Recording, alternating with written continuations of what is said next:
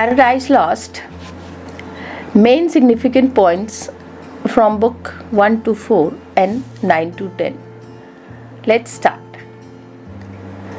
The nature and function of literature, page number 6. Why the classic matter, page number 7. How to read a story. Paradise Lost, the book at a glance, the author and his fate, Paradise Lost, an epic and anti-epic, and preliminary considerations. Paradise Lost. So we are going to study book 1 to 4 and 9, 10. Leading topic in Paradise Lost, big ideas in the poem, further resources, glossary in literary terms used in this book. Then Milton's Paradise Lost. So these are 40 bullets points we are going to study about Paradise Lost. Please pay attention. Milton's Paradise Lost. The nature and function of literature. We need to approach any piece of writing with the right expectations based on the kind of writing that it is. The expectations that we should bring to any work of literature are the following. The subject of literature. The subject of literature is human experience rendered as concretely as possible. Literature should thus be contrasted to expository writing of the type we use to conduct the ordinary business of life. Literature does not aim to impact facts and information. It exists to make us share a series of experiences. Literature appeals to our image making and image perceiving capacity. A famous novelist said that his purpose was to make his readers see, by which he meant to see life. The university of literature. To take that one step further, the subject of literature is universal human experience, what is true for all people at all time in all places. This does not contradict the fact that literature is first of all filled with concrete particulars. The particulars of literature are a net whereby the author captures and expresses the universal. History and the daily news tell us what happened. Literature tells us what happens. The task that is imposed on us is to recognize and name the familiar experiences that we vicariously live as we read a work of literature. The truth that literature imparts is truthfulness to life, knowledge in the form of seeing things accurately. As readers, we not only look at the world of the text but through it to everyday life, an interpretation of life. In addition to portraying human experiences, authors give us their interpretations of those experiences. There is a persuasive aspect to literature as authors attempt to get us to share their views of life. These interpretations of life can be phrased as ideas or themes. An important part of assimilating imaginative literature is thus determining and evaluating an author's angle of vision and belief system. The importance of literature form. A further aspect of literature arises from the fact that authors are artists. They write in distinctly literary genre, such as narrative and poetry. Additionally, literary authors want us to share their love of techniques and beauty, all the way from skill with words to an ability to structure a work carefully and artistically. As summary, a work of imaginative literature aims to make us see life accurately, to get us to think about important ideas, and to enjoy an artistic performance. Why the classic matter? This is a very significant part, but we'll deal it later on, and this will come back again. What is this? Why classic is that? And then how to read this, how to read a story. That also will come later part. Now let's first to the Paradise Lost, and we are going for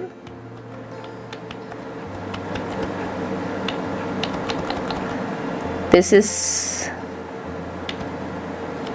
the complete book in 12. And let's come to the Paradise Lost. The author is John Milton, 1608 to 1674. Nationality English. Date of first publication is 1667. Second edition 1674. Approximate number of pages are 250. Varies widely from one edition to next depending on the size of page and quantity of note. Available editions are numerous, including Modern Literary Classic, Penguin, Barner and Noble, Oxford World Classic, Dover Thrift, Macmillan, Norton. Genre is epic poetry. Setting of the story, four main stages of the action, that is hell, heaven, paradise, before the fall, earth in its fallen state. So there are 4 stages we can see. You please note down. First is hell, heaven, paradise.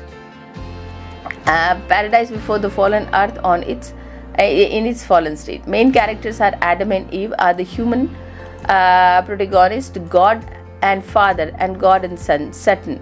God the Father, God the Son, Satan. The epic antagonist, the angel Raphael, who visit Adam and Eve to tell them about war in heaven, the fall of Satan, and God's creation of earth.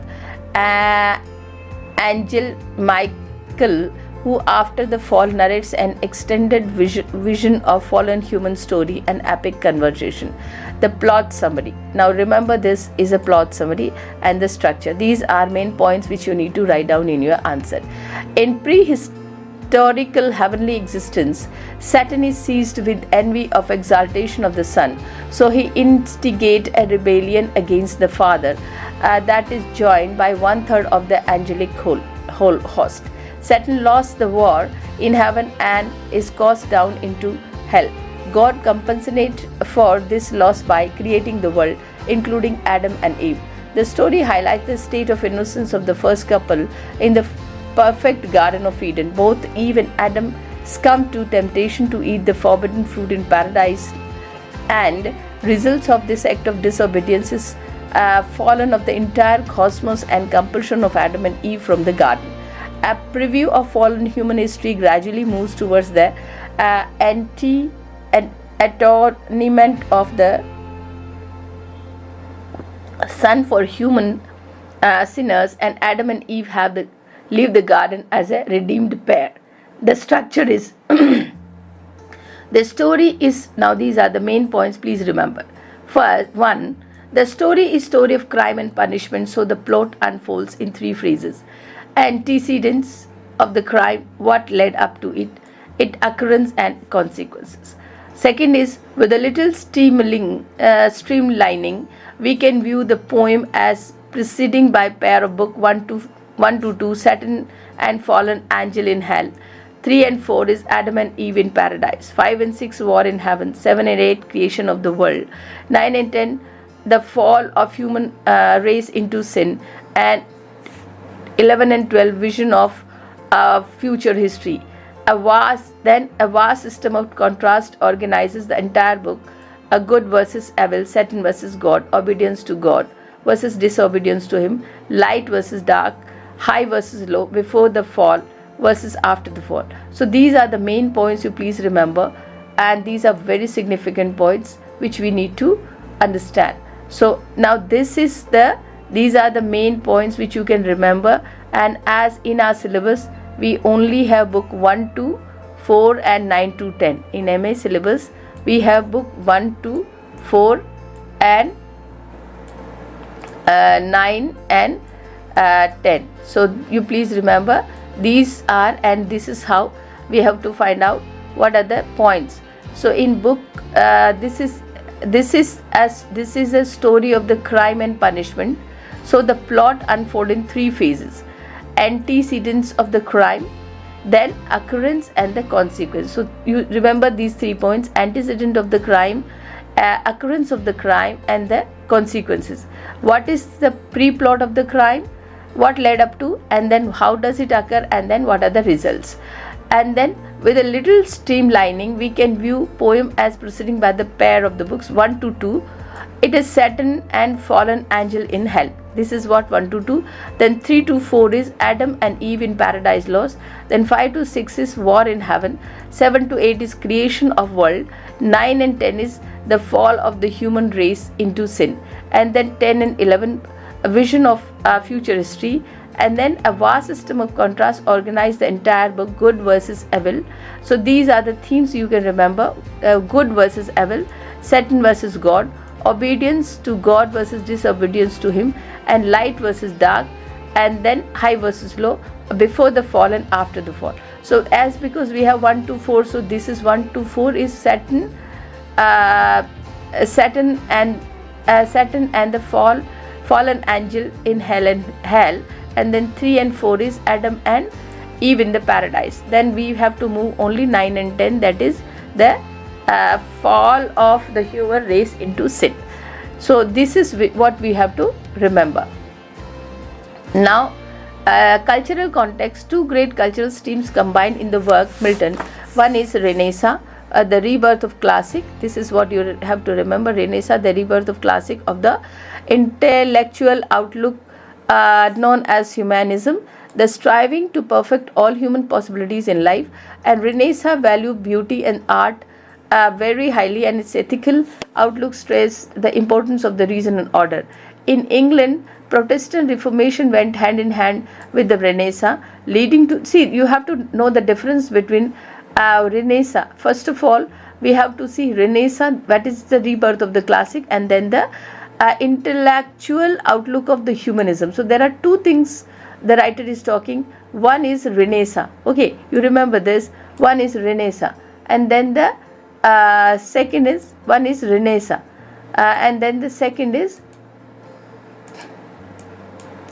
one is Renaissance. Okay, this is what you have to remember. One is Renaissance and the second is humanism. That we have to know. Okay, that is what RM, Renaissance and humanism, that you have to remember. Okay, Renaissance and humanism, that we have to remember. So these are the points. Then let me take highlighter. The striving to perfect all human possibilities in life. Renaissance valued beauty and the art very highly, and the ethical outlook stressed the importance of the reason and order.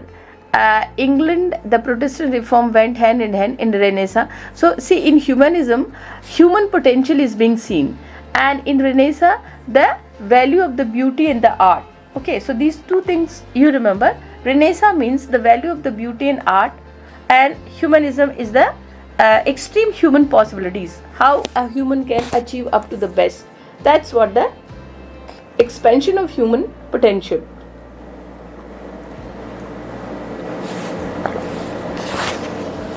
So these two things we need to remember. Then leading a trait of the Reformation include acceptance of Bible as the final authority for belief and conduct, living by the premises of the primacy of the spiritual.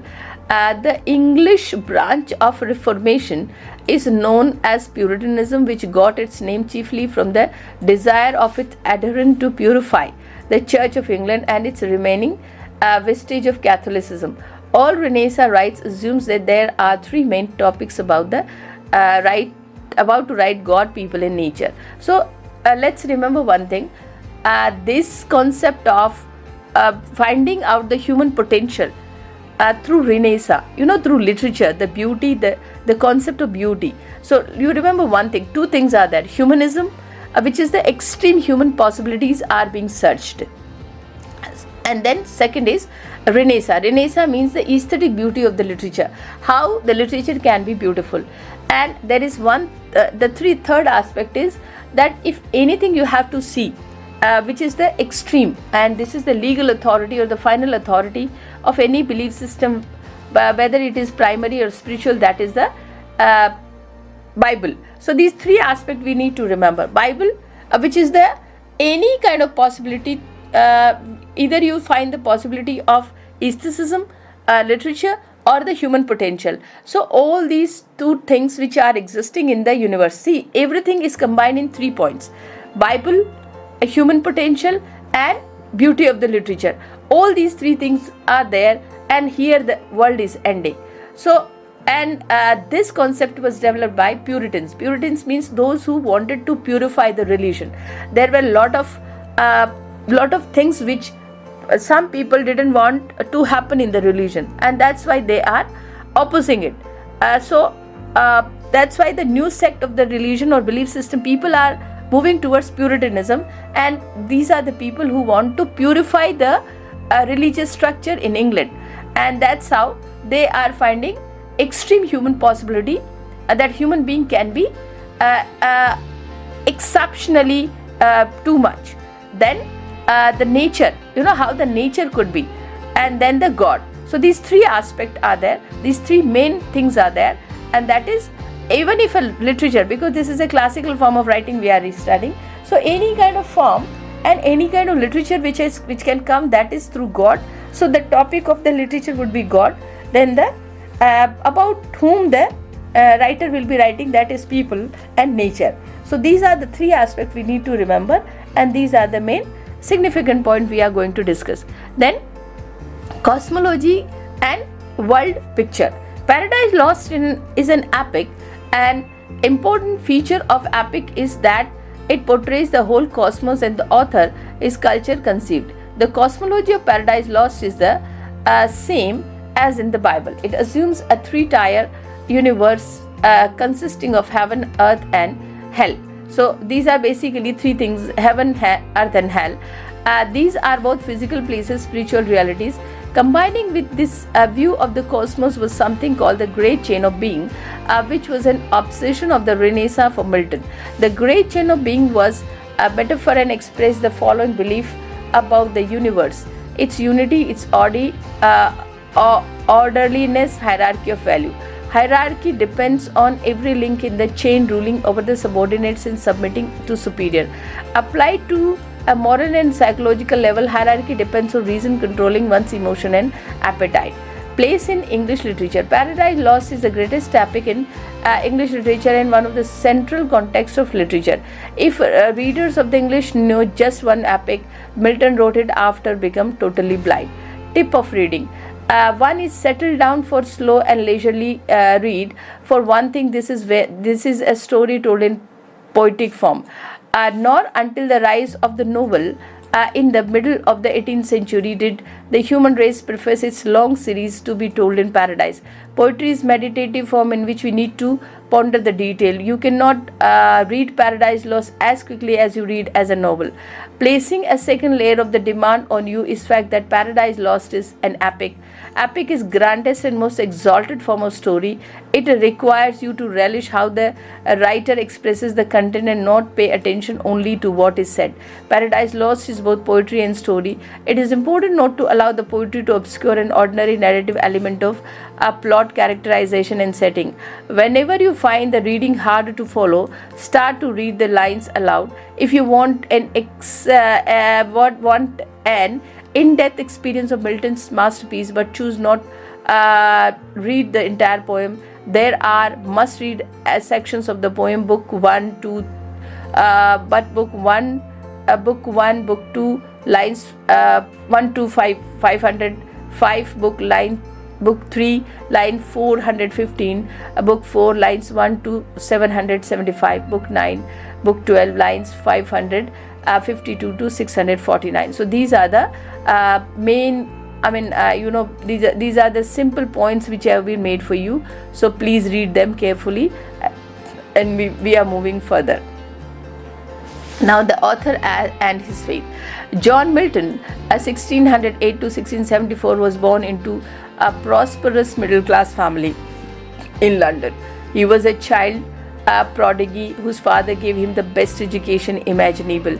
St. Paul's School, one of the famous grammar school of the Renaissance, located right in Milton's neighborhood. Private tutor, Cambridge University, and 5 years after, College of Self-Education. As a result, Milton is the most learned of English writers. In addition to being a famous author, Milton spent a 20-year interval in the prime of his life as a famous public and a political figure. Near the beginning of the time Milton became totally blind, he wrote his 3 major works: Paradise Lost, Paradise Regained, and Samson Agonist, after his public career had ended. The Protestant Reform, the religious context in which Milton and his writing fits the Protestant Reform, which was a century old by the time Milton wrote. The central tenet of Protestantism is that Bible alone is the final authority for religious belief and conduct. From this flow the main doctrine of the movement: God's creation of the world and providence over it, the sinful state into which all people are born, the faith in substitutionary atonement of the Jesus and the means of salvation. These doctrines and more form the intellectual foundation of Milton's writing, including Paradise Lost. Puritanism, the English branch of the Protestant Reform, is known as Puritanism, which began as a church movement in tended to purify, hence the name Puritan, the Church of England, of its remaining Catholic vestige. Milton's Puritanism or Puritan, some specific emphasis of English Puritanism within the border of the context of European Protestantism, including an extraordinary immersion in Bible, the obsession with vacation and work, and affirmation of marriage and sex within its and primacy of spiritual, even though the physical is regarded as good in principle. These traits are conspicuous in Paradise Lost. Paradise Lost as a religious poem, while readers, so now this point is very significant, and that's how we come to know that how Milton is there. So this is what Puritanism, this principle is very significant, and please remember how this Milton, the Protestant reform, is associated with Milton. These 2 points, please remember. Now I'm just leaving it for a second so you can take even the screenshot also and write it again. The religious context into which Milton and his writings fit in the Protestant Reformation, which was a century old by the time Milton wrote. The central tenet of the Protestantism. This is what you need to remember. The central tenet of the Protestantism is that the Bible alone is the final authority for religious belief and conduct. Because by the time there were a number of religious authorities who were interpreting Bible in their own way, and that's how ultimately there was a lot of confusion, and it was a lot of when people, simple ignorant people, are being misused, and the society was moving towards havoc. So that's how some people took it it's a serious, and then they started that what is there in Bible, and Bible anybody can read. It's a common people also can take the book and read out, and they can have the interpretation. So finally the authority of the Bible is being established there. That's what the main point. From this flow the main doctrine of the moment, God's creation of the world and providence over it, a sinful state into which all people are born, and faith in the substitutionary atonement of Jesus as the means of salvation.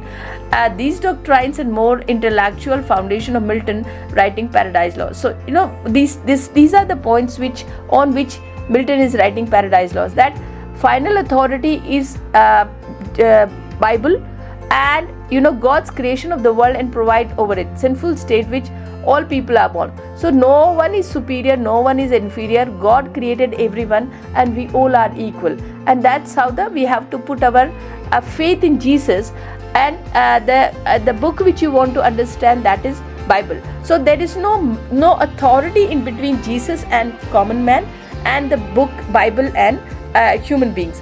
So no, all these religious authorities are being driven out. So there are 3 things now we have to remember. The one and only book which you have to understand by your own reading, that is Bible. Take the Bible from anywhere and read it on your own. Second is, if you want to understand what Jesus is saying, so there is only one authority. Jesus Christ is the authority.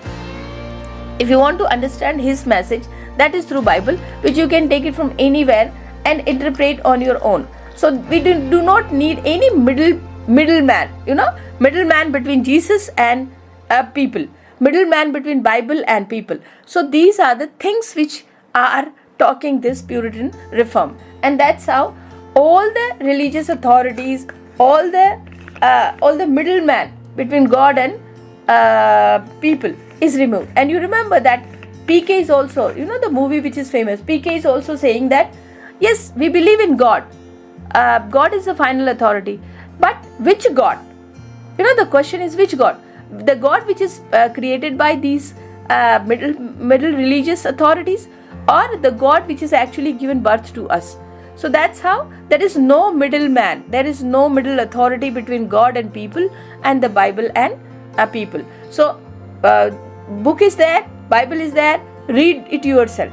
And if you want to believe Jesus is there, pray directly, and we do not need any kind of middle authority, any kind of middle institution. And that's how the Puritan reform is there. Puritanism is the English branch of the Protestant reform is known Puritanism, which began as a church movement intended to purify, hence nature of Puritan, the Church of England, of its remaining Catholic vestige. Milton's a Puritan of Puritans. some specific emphasis of English Puritanism within the broader context of European Protestantism include an extraordinary immersion in Bible, an obsession with vocation and work, affirmation of marriage and sex within it, and primacy of spiritual, even though the physical is regarded as good in principle. These traits are conspicuous in Paradise Lost. Paradise Lost as religious poem. While reading the Christian sensibility and biblical knowledge can find an abundance of Christian elements in the writing of the authors such as Shakespeare and Hawthorne. Non-Christian readers find it possible to read them with minimal attention to the Christian aspects. Milton stands in contrast to this. As C.S. Lewis put, Milton's poetry does not exist apart from his theology. Milton himself said that in writing the great English and Christian epic, he intended to write a poem doctrinal and exemplary to a notion. Paradise Lost is a complete repository of biblical truth and Christian doctrine. As for the claim of revisionist scholars like Milton was heretical in his thinking, an ordinary reader will hard pressed to find any hint of hearsay the Paradise Lost. Most of what the debunkers claim as hearsay taken straight from the Bible, such as title "Only Begotten Son for Christ." Then Paradise Lost, an epic and anti-epic. This poem is very much known as anti-epic also, and as well as epic also. So Paradise Lost belonged to small elite category of stories known as epic. The Greek poet Homer started the Western epic tradition. Milton brought to close with Paradise Lost. Epics are long narrative poems. They are the most exalted kind of story and poem, and they are extraordinarily written in what is called the high style. Starting with Homer, moreover, all epics incorporate a set of conventional pattern or motifs. For example, epic poet invokes the muses if the poet is a Christian god to aid them as they compose. They begin the story in the media res, in middle of the things, and later in the story filled in early events in their overall story. Supernatural beings are the prominent in the cast of character. Epics do not employ realism the way a novel does, so we should not look for it. There is no realism in epic because it's a mythological story, and realism means the reality of life. Like we take the life in the extreme reality, so that's how the epic doesn't apply that. Okay, so that it doesn't apply a realism which is basically in the novel. For example, if you read Charles Dickens' novel, it is talking about the extreme reality, like this Pickwick Paper and Bleak House and this Oliver Twist.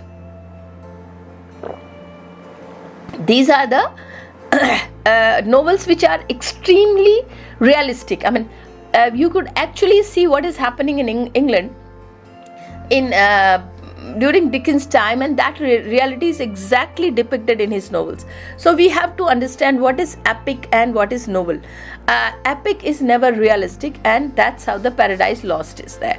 So we should open the page of Paradise Lost looking for grand theme in the grand style with Handel's Messiah. Milton's epic style is so exalted that it reads like a language all its own. Some features nice style that we can relish, including the following. These are the bullet points. Please remember, and please read them again and again, and this is what going to make your understanding and answer very, very simple. So let's start. Long, what is that? What are the main points? Long. Paradise Lost is long, flowing sentence that are best understood and enjoyed when read aloud. Inversion of normal word, that is Him, the Almighty, hurled flaming from the eternal sky. Exalted vocabulary, big word often derived from the Latin language. Epithet, title for person or things, as Almighty of God. Epic similes, extended comparison between something in poem and something from the nature, history, mythology, human experience. Allusion refers to past history and literature. Pleonasm or periphrases taking more words than necessary to state something, with a view towards doing justice and exaltation of the situation and epic form. As we read Paradise Lost, we are aware at every turn that we are reading an epic in the mode of Homer's Odyssey or Virgil's Aeneid. The epic exaltation and features of style are all present, but at the level of the content, the system of value, Milton revolutionized classic epic so completely that Paradise Lost is also an anti-epic that refutes the earlier tradition. Classical epic is humanistic in its values, more specifically it elevates conquering warrior physical strength and earthly success to supremacy. Milton substitutes the Christian saint of the warrior hero as his ideal and make obedience to God and highest value. For the Paradise Lost, Milton substitutes the praise of God. He also elevates domestic value, marriage and family, pastoral value, living simply in harmony with nature. Over that he had always called heroic value, the success of military hero and splendors of earthly kingdom. Then preliminary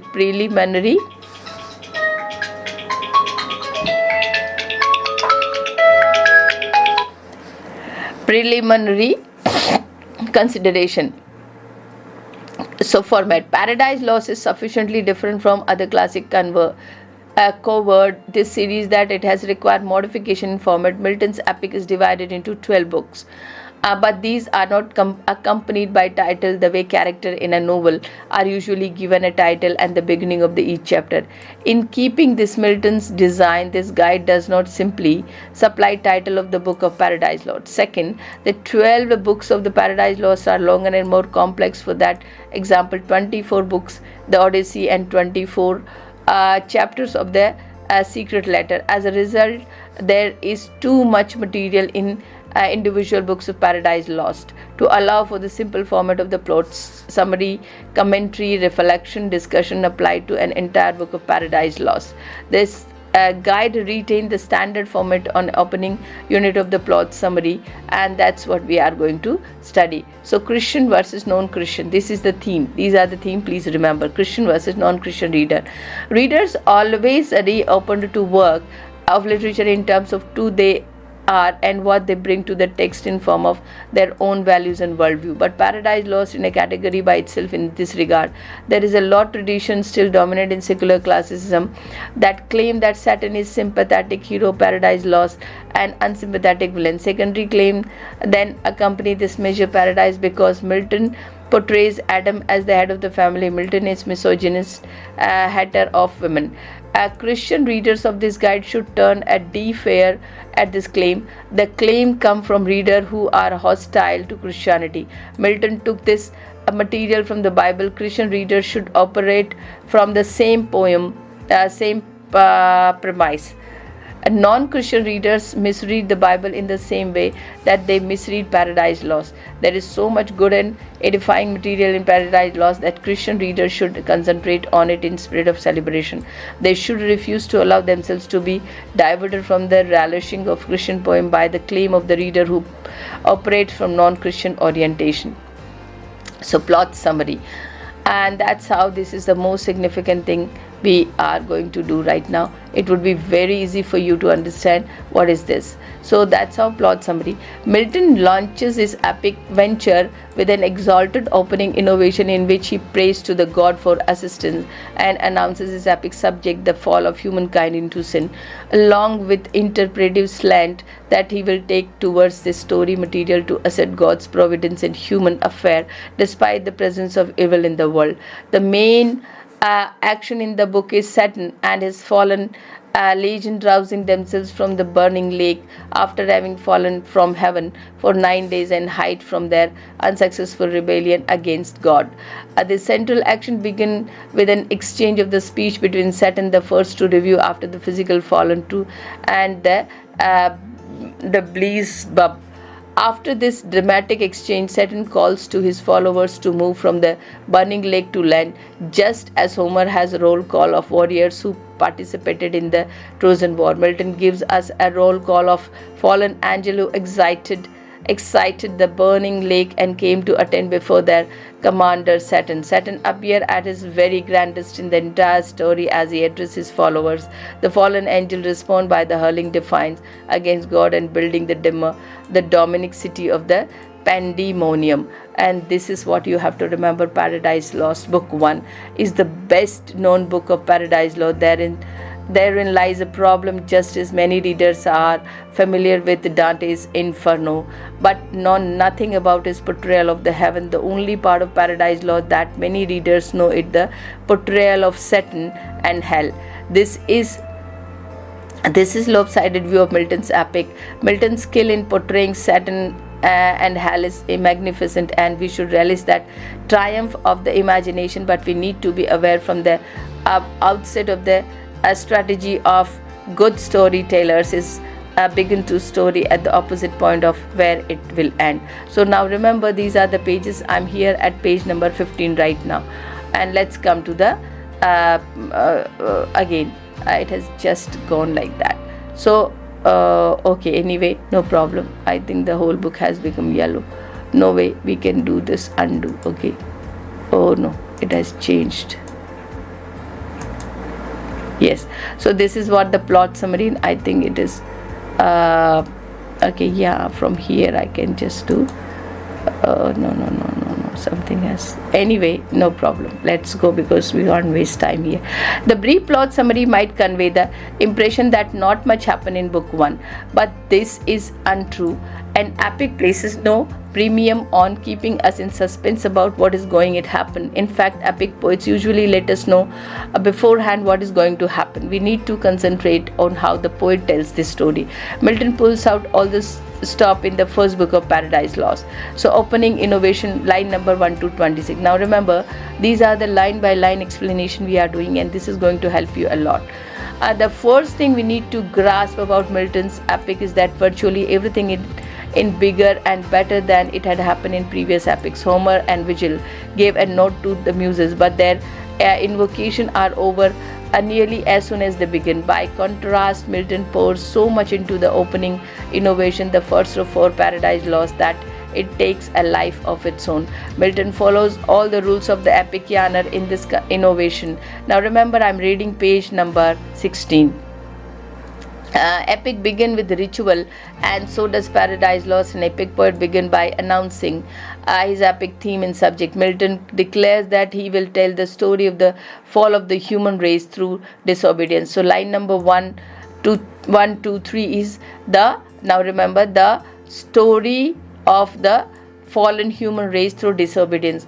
Within the broadly stated epic subject, the epic poet then hints at how he will treat his story material. Milton lets know that in his story, Christ will restore what Adam and Eve lost. Line number 1 to 4, and that he will show how, despite the fact of evil and suffering in the world, God is not blamed for that suffering, and fact is exerting benevolent providence over event in earth. Line number 24 to 26. So line number, an epic poet also signals his dependence on supernatural being and muses to guide him in the task of composition. Milton amplifies this into threefold prayer and God who inspired Moses to write primeval history, lines 6 to 10, and God of temple on Mount Zion, line 10 to 16, and God in spirit who created the world, 17 to 23. So these are the line wise explanation, main points. Please remember, this is from here we are starting from line number just remember this. So this is line number 1 2 3. Okay, every single line we are reading, line number 1 2 3, then 4 to 5, then 24 to 26. Okay, and then this is what 6 to 10. Okay, and then 17 to 23. So in this way you can find out all these explanation. But even though Milton's opening lines unfold and epic is supposed to unfold, other things are going to make Milton's story the opposite of the conventional epic. Traditional epic is success story. Milton's story is story of human failure, of men's first disobedience. Second, the frame of the reference in the vast Western epic tradition is that classical mythology and classical epic poet accordingly invoke a pagan muse. Milton loads these 3-4 prayers with a reference to the Christian god. Third, traditional epic focus on the conquering hero. Milton's epic protagonist is archetypal sinner.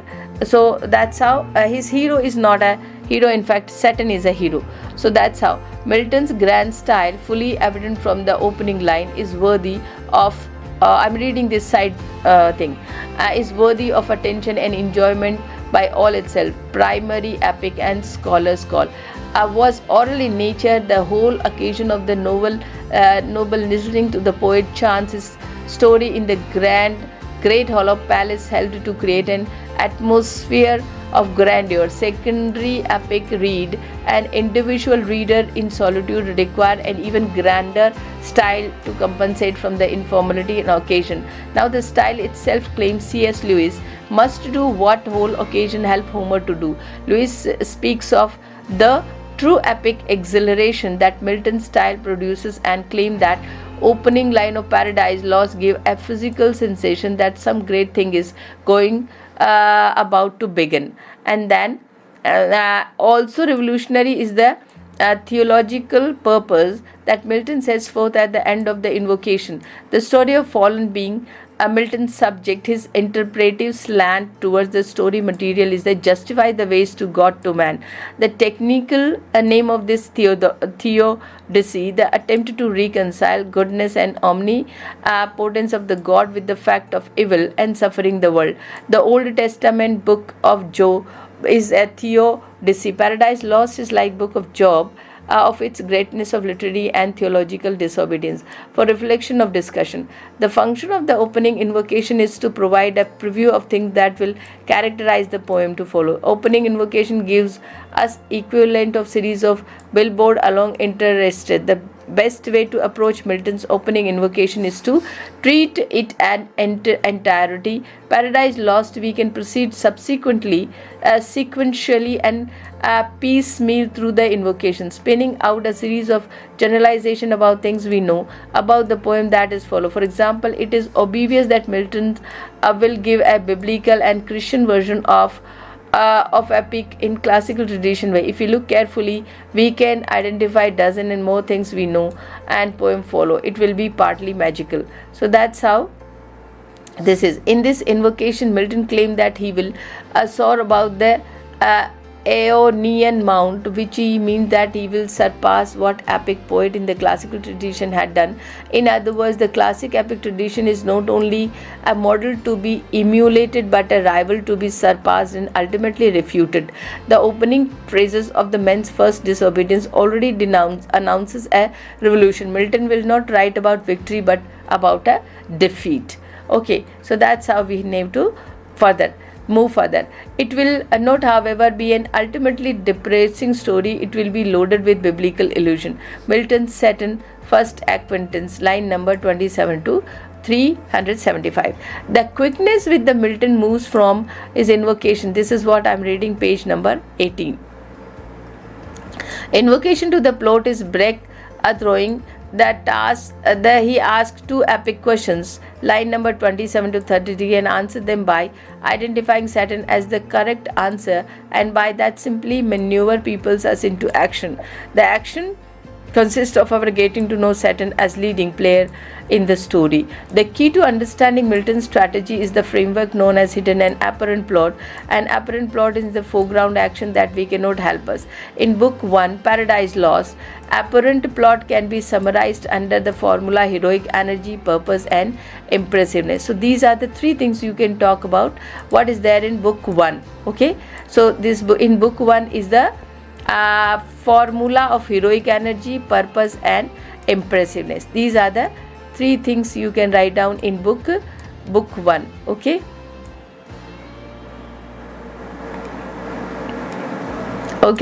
so these are the things which you need to know. Book 1.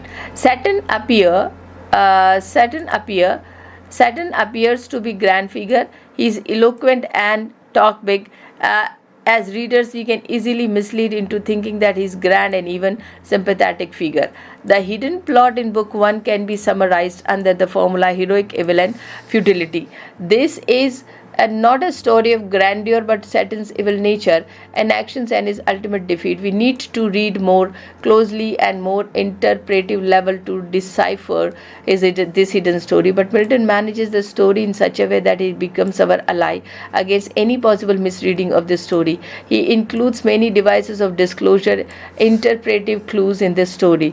These clues are embedded in the text and are easy to find. We orient ourselves in that direction.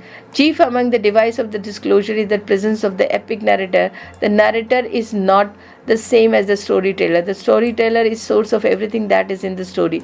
The epic narrator is the presence of the storyteller, a persona within the text, guiding our responses, making assessment and calling our attention to the creating things. For example, Satan's first speech, line number 84 to 120. 8, remember. So this is the first speech of Saturn, line number 84 to 124. Sounds impressive, but the narrator follows up it with 2 lines of the commentary, 125 to 126, that tells us Saturn is actually in pain and despair. Epic narrator is our travel guide to the poem. We need to accept him as our ally. The narrator is not the only device of disclosure by which Milton determines the apparent grandeur of Saturn. If we look closely at the text, we see many evidence of Saturn's heroic evil and futility of his battle against God. C.S. Lewis speaks of how Saturn is always showing off the branch on which he is sitting. The more formal term is used in today is Saturn's deconstruct, the very claim that himself makes. For example, after using big terms such as mutual league, united thoughts, and glorious enterprise to describe in the war haven, Saturn admits that he and his followers have ended up in misery and ruin. Again, Beelzebub replies to Saturn's first boastful speech. He takes much more defeatist attitude towards the plight of the fallen line. 128 to 55. It is critical that we see Milton first alert us length the hidden plot of the Dominic evil and futility of Saturn's attention. In line 33 to 83, if we take time to highlight everything detail that adds to this picture of heroic evil and futility, there is scarcely a line that is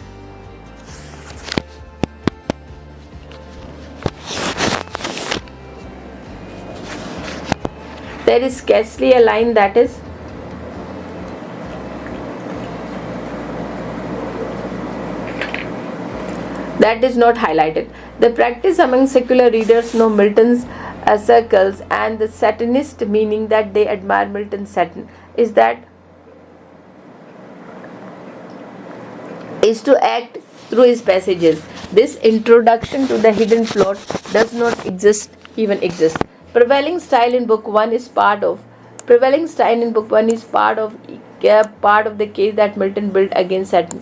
Milton loads book 1 with allusion in classical mythology, also the exalted epic similar that link character and events in the story of the phenomena in his history nature. This part of building Saturn as a heroic figure in the classical mode, but Milton disapproves of Milton hero and classical mythology. Milton mythological allusion and epic similar exalting Saturn and his followers are actually part of the disparagement of them, and Milton built into this poem. The mythological allusion and extended epic similar context of Paradise Lost, leading scholars to speak of Dominic or infernal style. Nonetheless, we need to unpack meaning of Milton's allusion and similar in order to understand the characterization of Saturn and also relish Milton's skill in composing. For reflection or a discussion, the first half of the book is balancing act that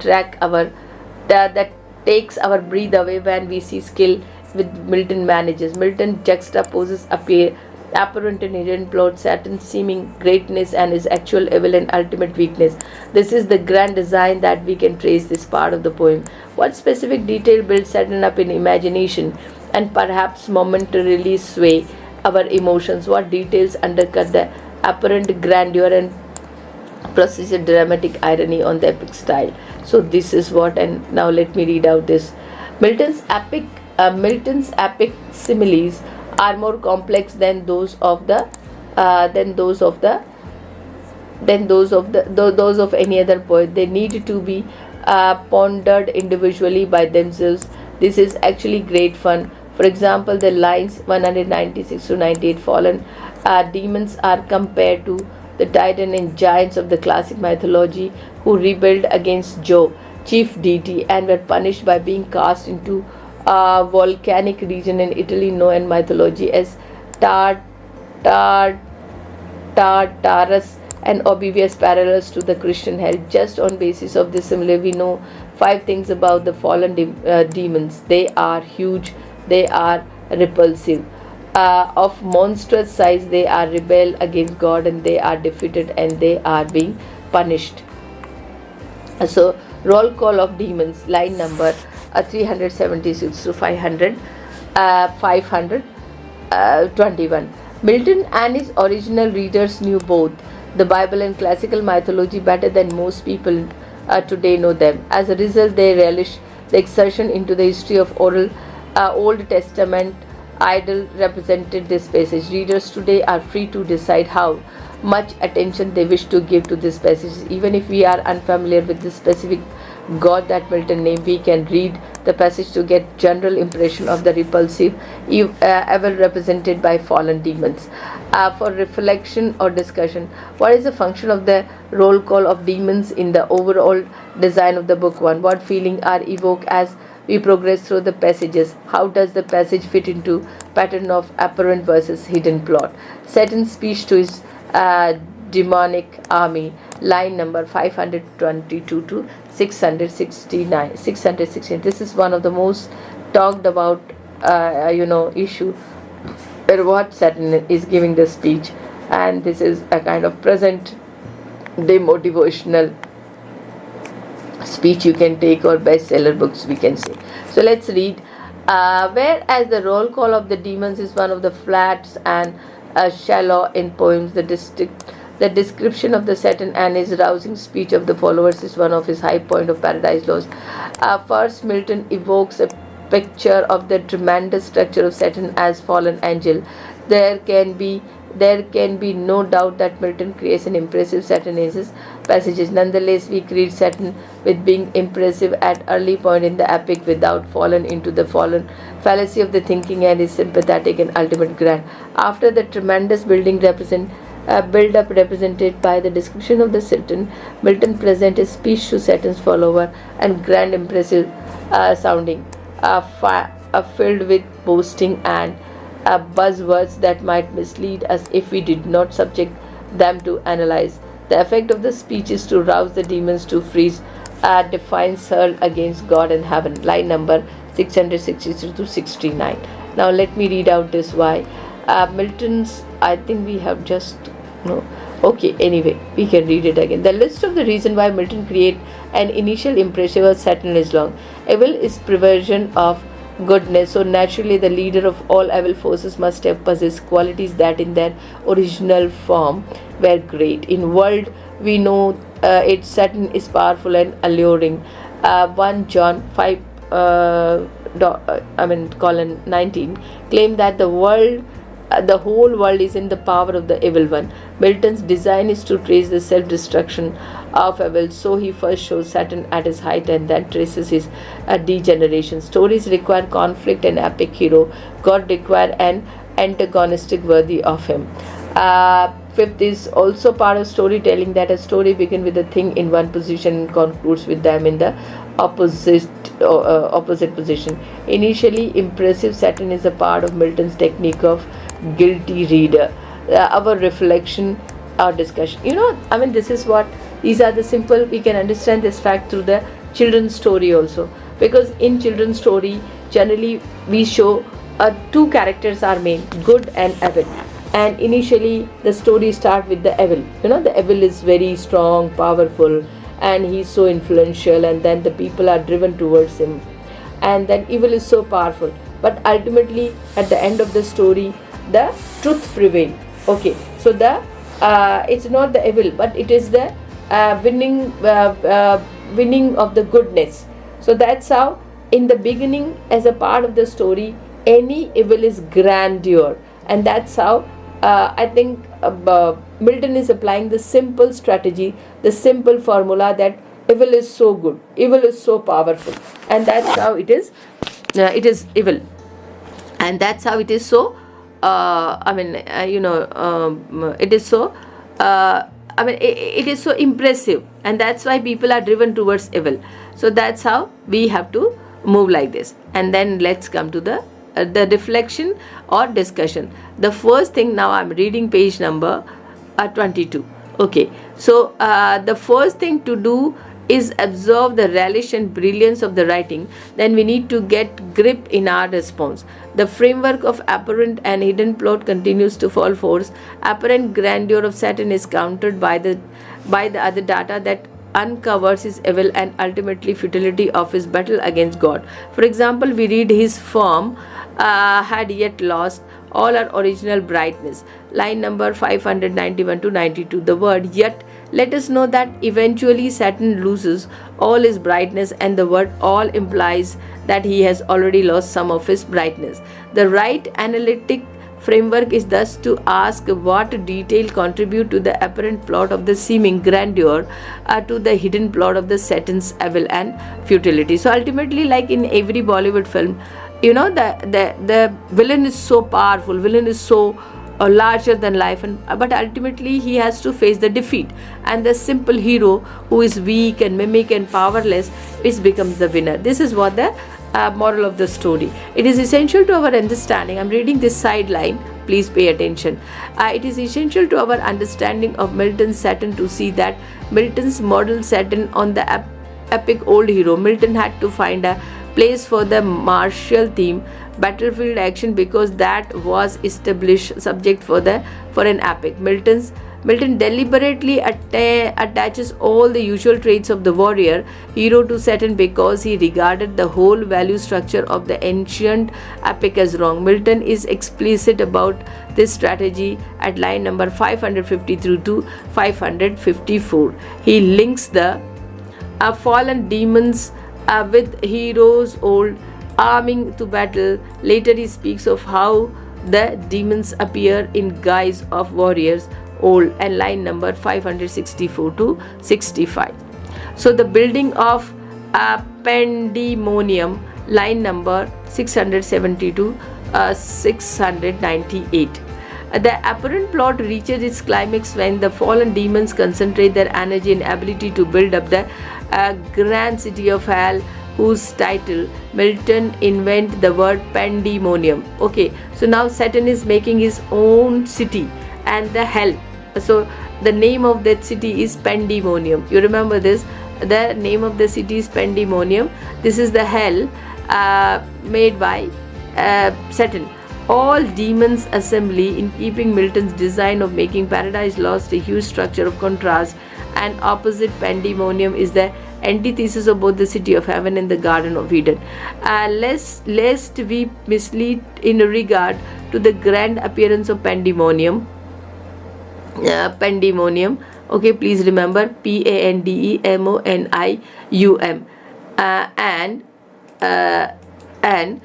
Milton ends book 1 with series of shrinking smiles on which the demons are cut down to size in our imagination. They are compared to bees before a beekeeper, dwarfs and pygmies, and the grand city is called their straw-built citadel, like the house of the three little pigs in children's fable. This is a climatic hint that Saturn and the fallen demons are not as grand as they superficially seem to be. So this is a very, Three Little Pig is a very wonderful story, and it's a very beautiful poem in which three little pig, they make the house of straw and the house, and then ultimately a wolf come and it blows it.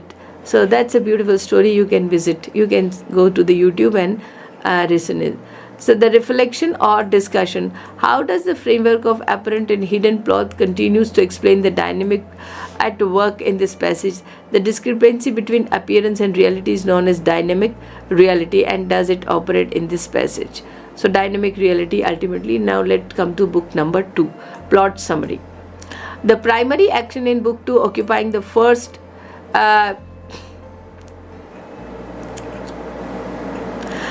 the primary action of the book 2 occupying the first half of the book is demonic council in hell. The purpose of the council, which turns out to be a debate on a grand scale, is determine what the fallen demons can do to get back of having defeated them in war in heaven. 4 principal speakers attempt to sway the demon. Moloch purpose a military attack on heaven. Belial suggests that the demons sit tight, maintain a low profile hope, and God will eventually ignore them. Then Mammon believes that the resource of the hell can be turned into magnificent dwelling of the place. So these are the characters, please remember, and this is going to help you.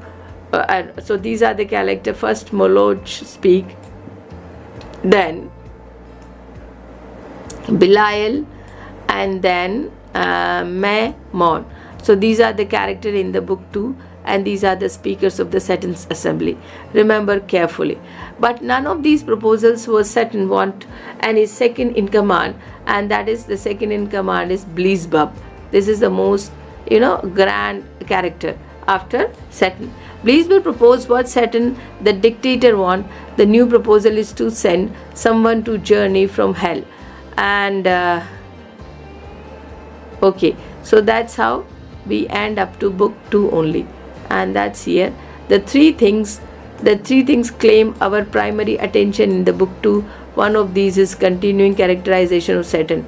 He remained powerful and eloquent, but his appeal is beginning to the erode. Tracing his decline is primary task we assimilate book 2.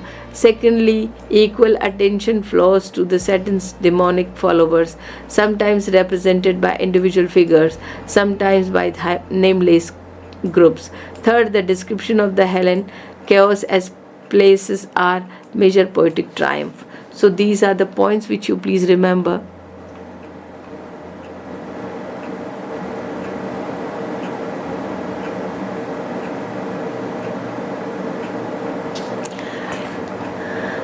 So thank you so much for giving your precious time. Please subscribe the channel Dr. Anju Gurawa.